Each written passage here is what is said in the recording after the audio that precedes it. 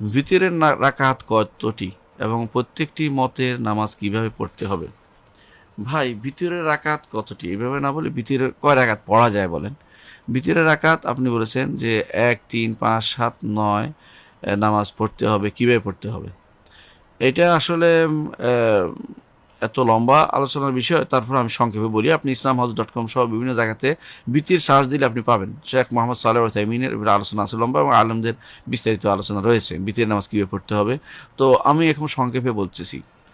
আপনি যদি কোনো 1 রাকাত বিতির পড়েন তাহলে সহজ, আগে 2 রাকাত নফল নামাজ পড়বেন, এটা উত্তম। যদি না পড়েন তারপরে 1 রাকাত পড়া যাবে। সেটা হচ্ছে আপনি দাঁড়িয়ে আল্লাহু আকবার বলবেন, তারপরে সূরা ফাতিহা পড়বেন, সানা পড়বেন, সানা পড়ে সূরা ফাতিহা পড়বেন। সূরা ফাতিহা পড়ার পরে যদি 1 রাকাত পড়েন তাহলে ভালো হয় যদি কুল হুয়াল্লাহু আহাদ আল্লাহুস সামাদ লাম ইয়ালিদ ওয়া লাম ইউলাদ ওয়া লাম ইয়াকুল লাহু কুফুয়ান আহাদ পড়েন। পড়ার পরে আপনার জন্য 2টা অপশন। আপনি এখনই হাত তুলে আপনি দোয়া করবেন, যে দোয়াটা সেটা হচ্ছে আল্লাহুম্মা হদিনি ফিমান হাদাইত, অথবা আল্লাহুম্মা ইন্নী নাস্তাঈনুকা ওয়া নাস্তাগফিরুকা।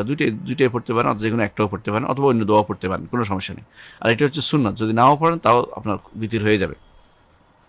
বিশুদ্ধ মতে এটা হচ্ছে সুন্নাত, না পড়লেও আপনার ভিতিরটা হয়ে যাবে।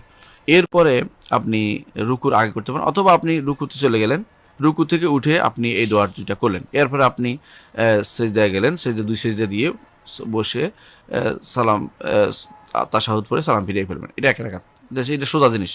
দ্বিতীয়, যদি আর 3 রাকাত পড়েন কি করবেন? 3 রাকাত পড়েন আপনার 2টি সিস্টেম আছে।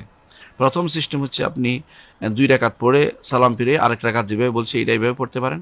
আর যদি বলেন না এইভাবে পড়বেন না, একসাথে পড়বো, তাহলে আপনি প্রথম 2 রাকাত পর পর উঠে যাবেন, আর তৃতীয় রাকাতে বসবেন, বসে তৃতীয় রাকাতে বসবেন, বসে সালাম ফিরাবেন। কিন্তু প্রথম রাকাতে উঠে যাবেন, দ্বিতীয় রাকাতে উঠবেন।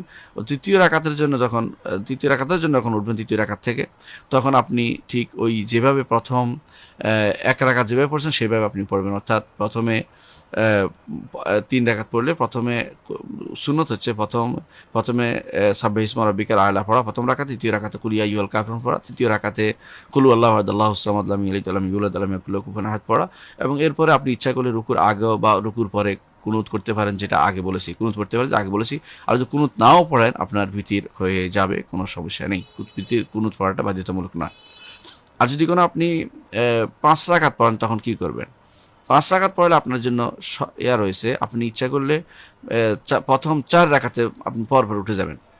পঞ্চম রাকাতে আপনি একবারে কুনুত পড়ে একবারে বসতে পারবেন, তা সালাম ফিরাতে পারবেন। অথবা আপনি প্রথম 4 রাকাতে আপনি সালাম ফিরিয়ে ফেলবেন, পঞ্চম রাকাত আলাদা করে পড়তে পারবেন। ঠিক অনুরূপভাবে 7 রাকাতে একই রকম। আপনি 7 রাকাত প্রথম 6 রাকাতে পরপর উঠে যাবেন, সপ্তম রাকাতে আপনি কুনুত করে দোয়া কুনুত পড়ে বা দোয়া কুনুত না পড়ে বা সেটাতে আপনি পড়ে যেভাবে পারেন, দোয়া কুনুত আগে পড়েন, রুকুর আগে বা রুকু পরে পড়ে আপনি, অথবা কুনুত না পড়লেও আপনি একসাথে পড়ে ফেলতে পারবেন, কোনো সমস্যা নেই। আর যদি এমন করেন যে আপনি 6 রাকাতের সময় সালাম ফিরিয়ে ফেললেন, এরপরে 1 রাকাত আলাদা পড়লেন, সেটাও জায়েজ আছে, কোনো সমস্যা নেই। 9 রাকাতও একই পদ্ধতিতে, আশা করি বুঝছেন। এইভাবে যদি আপনি বিতির আদায় করেন তাহলে আপনার বিতির হয়ে যাবে। আমাদের দেশে প্রচলিত যে নিয়মটা আছে, প্রথম 2 রাকাতে বসে আবার উঠে যাওয়া, আত্তাহিয়ার অর্ধেক পড়ে উঠে যাওয়া, এরপরে রুকু থেকে রুকু করার রুকুর আগেই আপনি উল্টা তাকবীর বেঁধে আবার হাত বেঁধে, এরপরে আবার ইন্না নাস্তাঈনুকা পড়ে আবার রুকুতে যান। এই সিস্টেমের মধ্যে শেষেরটুকু সমস্যা নেই, অর্থাৎ আপনি ইচ্ছা করলে রুকুর আগে করতে পারেন, রুকু পরে করতে পারেন। কিন্তু উল্টা তকবীর এইভাবে না, উল্টা তকবীর অর্থাৎ তাকবীর দেয়া, এখানে অনেকে উল্টা তকবীর বুঝছেন, উল্টা তকবীর কিছু নেই। এটা তাকবীর দিয়ে হাত তুলে আপনি দোয়া করতে পারেন। এতে কোনো তাকবীরও এখানে আছে কোনো বর্ণনায়, কিন্তু তাই বলে এখানে উল্টা তাকবীর বলতে কিছু না। আবার হাত নামিয়ে ফেলে বাঁধিয়ে ফেলতে হবে, এটাও আসলে সুন্নাত দ্বারা সাব্যস্ত হয়নি। ঠিক আরেকটা জিনিস সাব্যস্ত হলো, দ্বিতীয় রাকাতে বসাটা সাব্যস্ত হয়নি। দ্বিতীয় রাকাতে বসাটার ব্যাপারে ইজতিহাদ করেছেন আলেমরা, এদের জন্য তারা সওয়াব পাবেন, কিন্তু সরাসরি কোনো নসসান সেটা নেই। আর বাইহাকির বর্ণনায় সরাসরি আসছে যে লা ইয়াজলিসু ইল্লা ফি আখিরিহিন্না, যে 3 রাকাত হয়, লা ইয়াজলিসু বসবে না সে ইল্লা ফি আখিরিন, শেষটাতে শুধুমাত্র বসবে। এর অর্থ হচ্ছে যে দ্বিতীয় রাকাতের বসাটা বসবে না। অন্যান্য আলেমরা বলেন যে এখানে বসার তো লম্বা বসবে না বলে থাকে, এটা হচ্ছে একটা তাউইল না, যে আমরা সরাসরি বলি দ্বিতীয় রাকাতে না বসে আমরা এই বরং এভাবে মানে যেই রাকাতে বিতির করব শেষ সপ্তম, সেটা আগের রাকাতে আমরা না বসে যদি সরাসরি উঠে যাই, সেটা হচ্ছে বেশি সুন্নাহ সম্মত। আশা করি বিষয়টি বুঝতে পারছেন। পর এখানে আবার আপনি প্রশ্ন করছেন কুনুত কখন পড়ব। কুনুত পড়বেন কুনুত পড়বেন রুকুর আগে বা পরে, দুটাই জায়েজ আছে, কোনো সমস্যা নেই। কুনুতে নাজেলা যদি হয়, উত্তম হচ্ছে কুনুতে নাজেলা রুকুর পরে করা।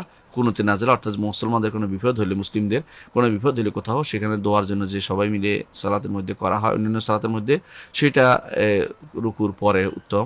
আর যেটা কুনুতে রাতে বা অর্থাৎ কুনুত যেটা ভিতরের মধ্যে রয়েছে, সে এই কুনুতটা রুকুর আগে করাটাই হচ্ছে উত্তম আমার কাছে। রুকুর আগে করাটা উত্তম, যদি রুকুর পরেও করা যায় এটা কোনো আলেম প্রাধান্য দিয়েছে।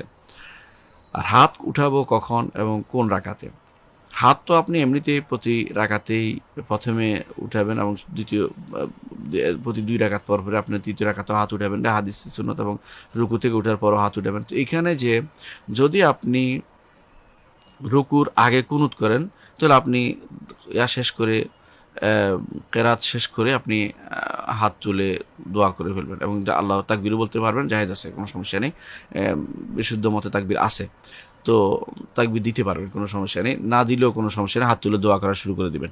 এটা হচ্ছে হাত ওঠার নিয়ম। আর যদি কোনো রুকুর পরে দেন, তাহলে রুকু থেকে উঠে রব্বানা লাকাল হামদ হামদান কাসীরান তাইয়িবান মুবারাকান ফি আহলুস সানা ওয়াল মাইদ হাক্কু মা ক্বালা আবদুল রাকাব আল্লাহুম্মা লা মানি'a লিমা আতাইত ওয়া লা মু'তিয়া লিমা মানা'ত ওয়া লা ইয়ানফা'ু যাল জাদ্দি মিনকাল জাদ। এই দোয়াটা শেষ করে আপনি হাত তুলছেন, যেখানে হাত তোলার উপরে হাত তুলে, আর এই দোয়াটার মধ্যে হাত তোলা থাকবে, তো এরপর হাত ধরে রাখবেন, যে হাত উঠে ফেলবেন এবং যাবতীয় দোয়া করবেন। তো মনে রাখবেন কুনুত কিন্তু বাধ্যতামূলক না, এটা আমরা একবার বলছি। কুনুত হচ্ছে সুন্নাহ, যদি করতে পারেন ভালো। কুনুত না করলে আপনার ভীতির কোনো নষ্ট হবে না, ভীতির হয়ে যাবে।